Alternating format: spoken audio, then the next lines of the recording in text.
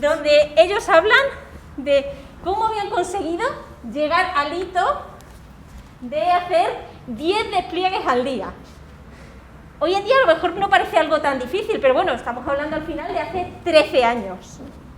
Y lo que presentan en esa charla es precisamente pues cómo había cambiado su mentalidad y las herramientas que ellos habían empezado a utilizar para poder conseguir eso.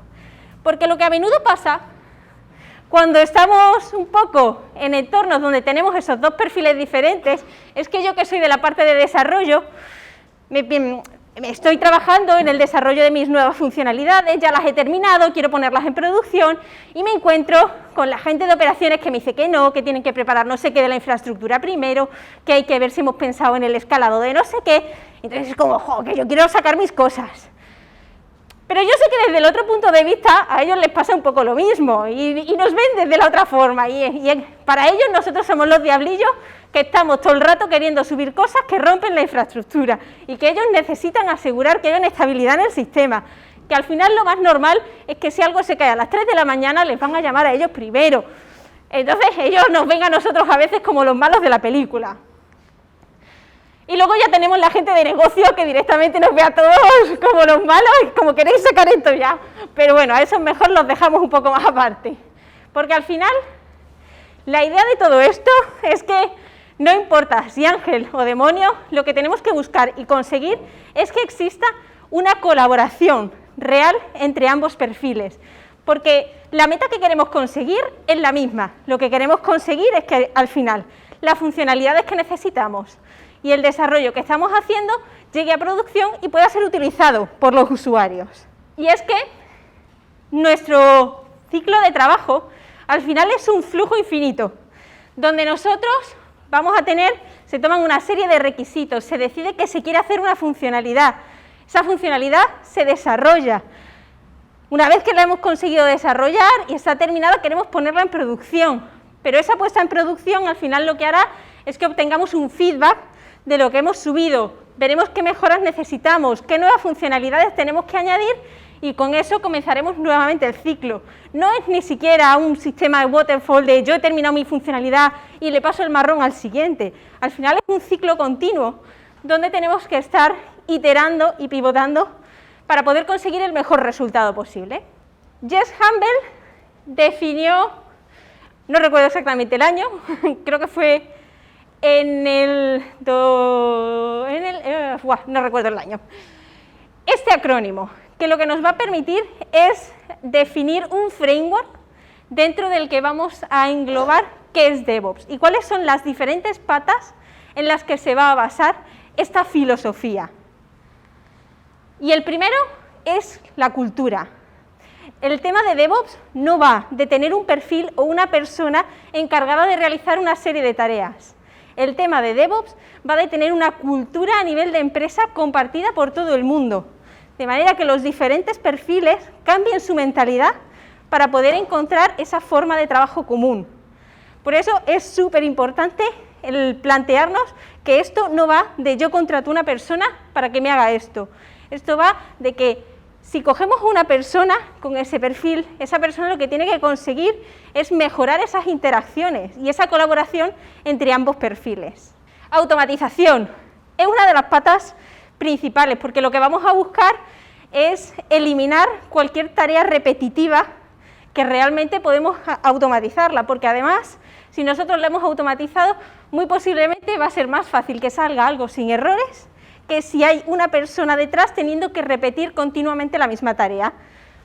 Es mucho más fácil cuando alguien hace las cosas a mano que surjan errores. Por eso todo aquello que podamos automatizar va a ser bueno que lo tengamos automatizado. Lean.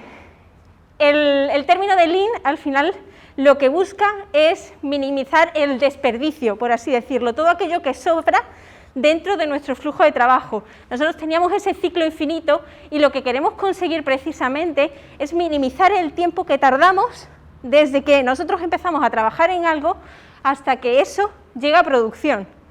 Y también uno de los términos de Lean que a mí me gusta y que creo que además va muy asociado a la parte de DevOps es también un poco perder el miedo al fallo.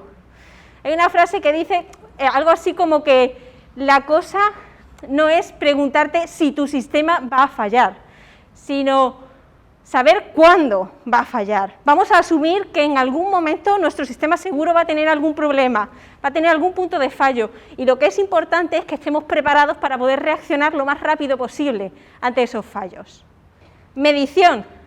Precisamente otra de las patas importantes, porque si queremos reaccionar, si queremos tener ese flujo de mejora continua, necesitamos medir para saber en qué estado estamos en este momento y poder de esa manera tomar decisiones para realmente seguir mejorando. Si yo no sé en qué punto estoy ahora, ¿cómo sé si lo que acabo de subir está realmente mejorando o empeorando mi situación? ¿Cómo sé si tengo un problema, si no estoy midiendo de ninguna manera el estado de mi sistema? Y por último, compartir, porque todo este flujo, al final, va a ser una obligación compartida por todo el mundo. Debemos buscar compartir herramientas, por eso una gran parte de la charla va a ir destinada a hablar de herramientas que nos ayudan a todo este flujo, a que sea más sencillo el trabajo y esa colaboración, y que sobre todo consideremos que es nuestra responsabilidad compartida eso, que no pensemos, como esto ya estaba en producción y se ha caído, pues es cosa de la persona de operaciones. No, nosotros también vamos a tener nuestra parte de tarea y nuestra labor ahí. A nivel herramientas, vamos a pasar a hablar un poco de algunas de las herramientas. ¿Cuántos de los que estáis aquí trabajáis con Docker? ¿O lo habéis utilizado alguna vez? Vale, muchos. A mí me gusta mucho el encontrar la raíz de las cosas. Y entonces me puse a investigar y llegué a este señor, a Malcolm McLean. Malcolm McLean era un conductor de camiones, básicamente, tenía su empresa de camiones y en 1956 se dio cuenta de que era un desperdicio muchas veces para ir de ciertos puntos a otros de Estados Unidos el ir por carretera. Era mucho más cómodo poder ir en barco. Sin embargo, ¿qué pasaba? Si tú cogías el camión entero y lo metías dentro de un barco, estabas perdiendo mogollón de espacio. Y si intentabas ir cajita a cajita para pasarlas del camión al barco, perdías mucho tiempo. Así que este hombre fue el que en 1956 acabó inventando los contenedores, pero no los nuestros, los de verdad. Precisamente con la filosofía de decir, yo tengo esto aquí, quiero llevarlo de la manera más rápida hasta el otro punto, no quiero perder espacio dentro del barco y entonces me invento el contenedor, que lo único que hago es que se lo quito al camión y lo meto en el barco. Pues bueno, nuestros contenedores al final, a día de hoy, se basan en esa misma filosofía. Yo lo que quiero es coger, por ejemplo, una aplicación de Node, por ejemplo, o de Java, o de Rust, o de Go, o de lo que sea, pero quiero coger esa aplicación y quiero ser capaz de llevármela a diferentes entornos. Quiero también llevarme, pues, por ejemplo, sus dependencias, sus librerías, todo ello quiero tenerlo empaquetado para que de una manera fácil pueda transportar eso de un mismo entorno a otro y replicarlo, asegurándome de que se está automatizando y que se está siguiendo el mismo proceso. Con Docker, nosotros lo que tendremos será nuestro ficherito de Docker, que nos dará esa definición de qué tiene que tener nuestro contenedor, pues nuestra aplicación X, sus dependencias, daremos los pasos. Con eso, igual que subimos nuestro código a GitHub para tenerlo en un repositorio de código, pues subiremos nuestra imagen a nuestro repositorio de imágenes de Docker y a partir de ahí podremos utilizarla en los diferentes entornos. Podremos utilizarla en desarrollo, podremos utilizarla en producción y estaremos teniendo pues, el mismo empaquetado que se ha generado una única vez, reutilizándolo en múltiples sitios. Porque claro, nadie nunca ha oído eso de en mi máquina funcionaba, aunque ahora en producción no, pero en la mía funcionaba, lo prometo. Precisamente lo que vamos a intentar evitar con Docker es minimizar esto. Si tenemos la misma imagen que se ha generado una vez y la estamos utilizando en múltiples entornos, pues por lo menos estamos minimizando ciertos pasos de instalación que están automatizados, que son replicables y que además ese Dockerfile podemos tenerlo también dentro de nuestro repositorio de código, de manera que si cambia algo en nuestras dependencias, va a estar también versionado qué es lo que ha ido cambiando ahí. La siguiente herramienta de la que quiero hablar es Kubernetes. ¿Cuántos conocéis ya Kubernetes? Vale, unos poquitos menos ya.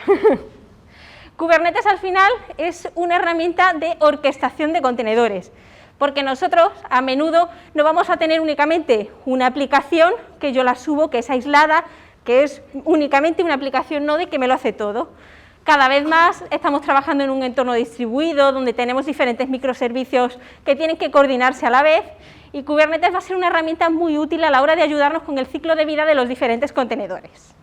Me encanta esta frase de Kelsey Hightower porque creo que lo define genial. Dice, Kubernetes hace lo que el mejor administrador de sistemas haría.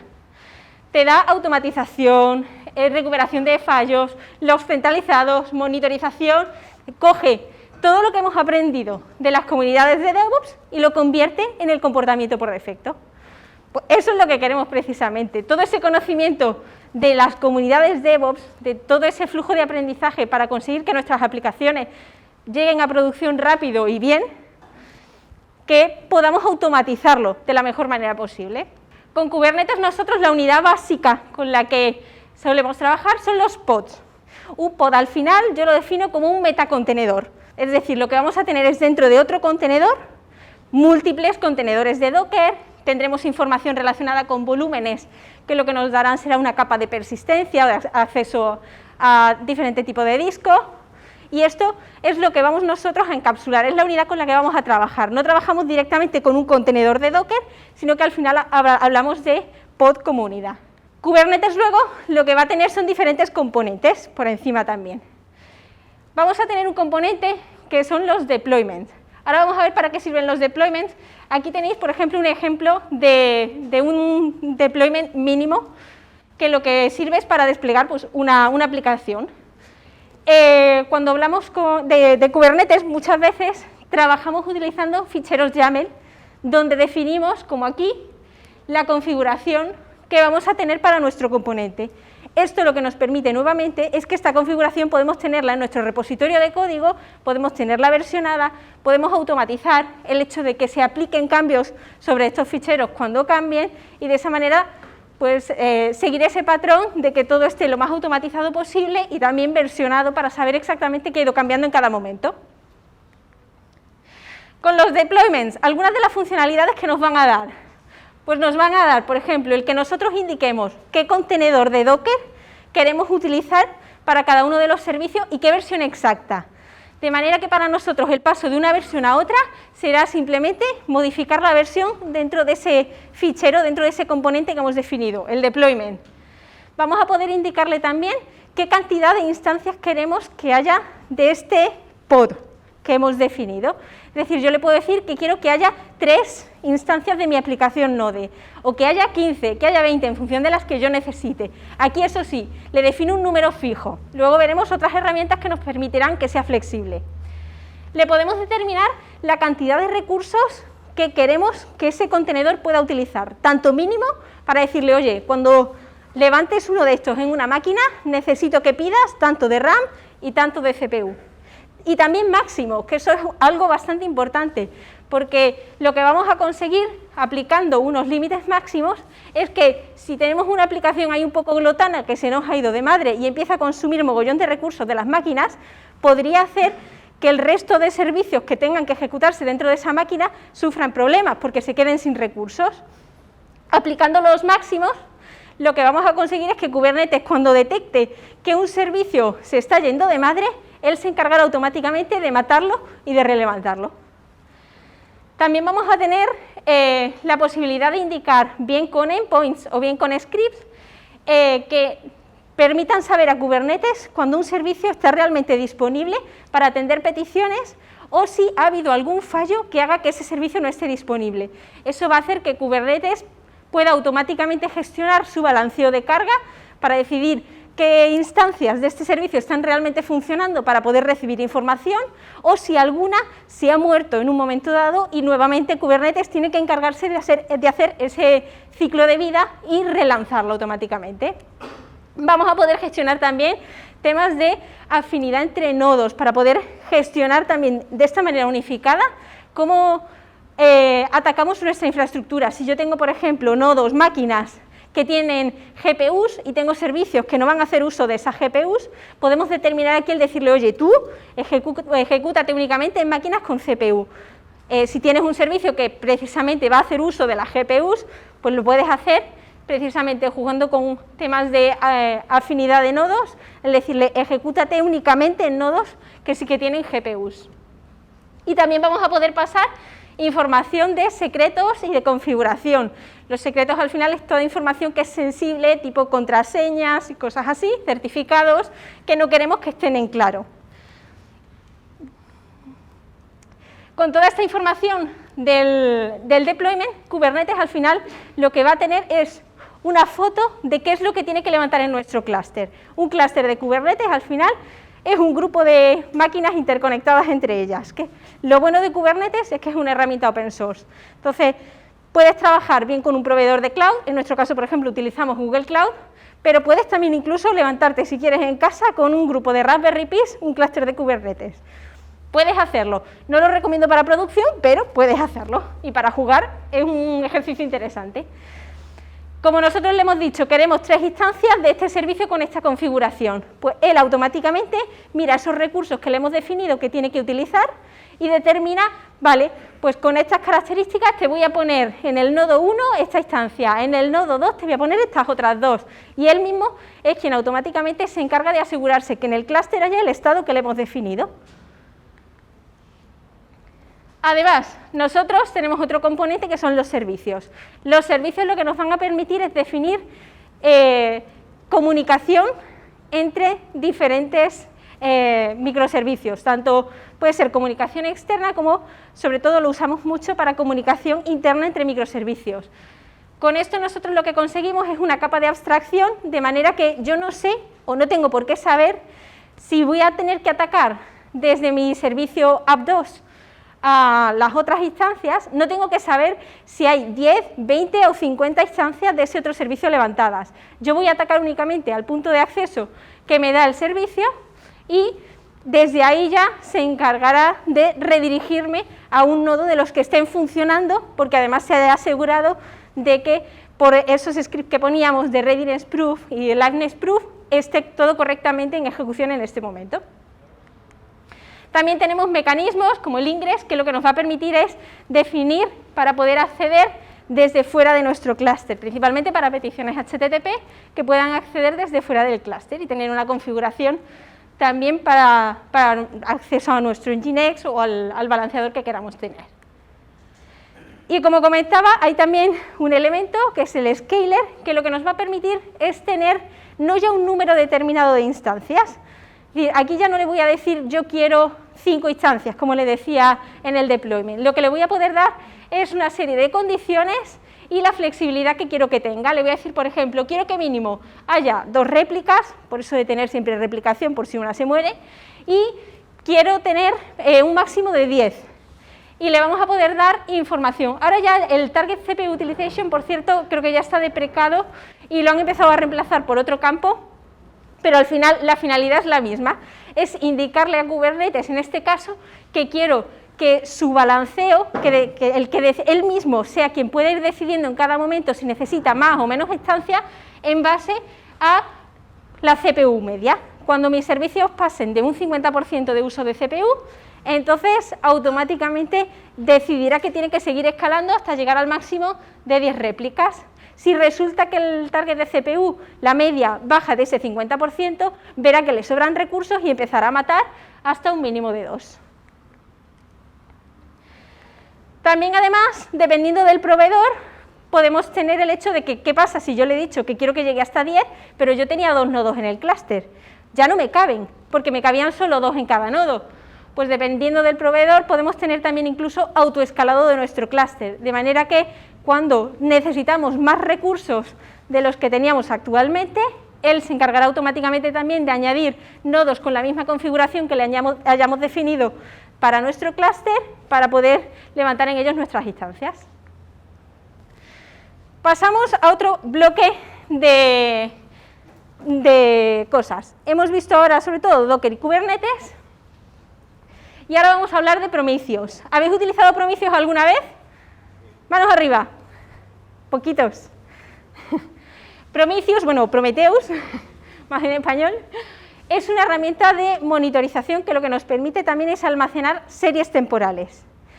La monitorización para mí es uno de los puntos clave, porque si no, estás completamente a ciegas de qué está pasando en tu sistema. Con Prometheus nosotros vamos a poder exportar mogollón de métricas diferentes.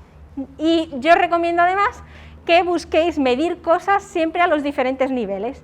En nuestro caso, por ejemplo, os comento algunas de las herramientas que usamos relacionadas con Prometheus. Tenemos NodeExporter, que al final es un exportador de métricas a nivel máquina, directamente. Pues nosotros, por ejemplo, tenemos en máquinas en bruto nuestras bases de datos de Mongo. Pues queremos monitorizar cómo están funcionando esas máquinas de RAM, de CPU, estado de disco, todas esas cosas, pues vamos a poder obtenerlas simplemente con instalando este exporter en nuestras máquinas para poder ir exportando esa información y tenerla recogida y poder monitorizar el estado de nuestro sistema. Además, utilizamos Kubernetes. Pues para Kubernetes tenemos KubeStateMetrics, que lo que va a hacer es también a nivel esa infraestructura de Kubernetes darnos información, pero ya específica, de qué está pasando dentro de nuestro clúster de Kubernetes, cuántos nodos de cada tipo tenemos levantados, cuántas instancias hay de un servicio, en qué estado se encuentran, si están running o si están fallando, cualquier tipo de cosas de ese estilo relacionadas 100% con Kubernetes.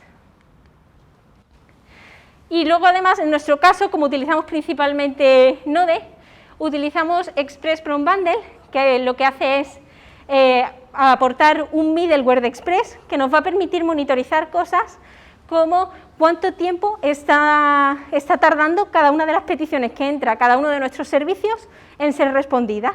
También con qué código está respondiendo, si están siendo peticiones de 200 OK, si estamos teniendo errores, etcétera.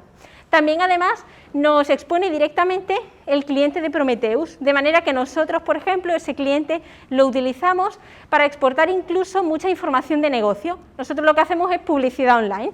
Pues tenemos métricas propias del estilo de cuántos anuncios se están sirviendo por segundo, para poder detectar también no solo fallos a nivel de nuestra infraestructura, sino también fallos que puedan deberse a la lógica de negocio que nosotros estamos teniendo en cada momento.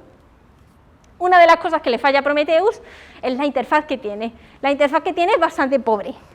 Entonces, es un poco esta que veíamos aquí.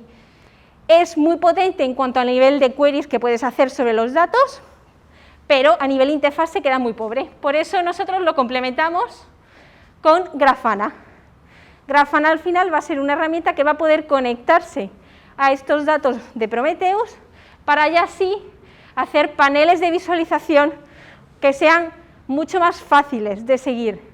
A nivel Grafana, os recomiendo, si lo queréis utilizar, que penséis en términos de cuánto y qué información está relacionada una con otra. Porque el problema que tenemos es que a veces queremos ver todo, y acabamos haciendo tal cantidad de boards y demás, que cuando algo falla resulta hasta difícil explorar toda la información para saber dónde está el problema. Por eso os aconsejo que os planteéis bien qué arquitectura queréis también a nivel de paneles. También una de las cosas interesantes que aporta Grafana es que puedes configurar alertas. De manera que, como tú tienes tu información, pues puedes determinar, oye, si resulta que acabo teniendo menos de 200 peticiones por segundo, lánzame una alerta porque algo está pasando. Y vas a tener diferentes conectores que vas a poder integrar. En nuestro caso, por ejemplo, el que usamos más frecuentemente es una conexión con Slack, porque es la herramienta de comunicación interna que nosotros usamos. Entonces tenemos un canal de alertas, de manera que si algo falla en el sistema en un momento dado, se lanzará un mensaje ahí indicando cuál es la gráfica o cuál es la métrica que está fallando en ese momento para que podamos reaccionar de una manera rápida.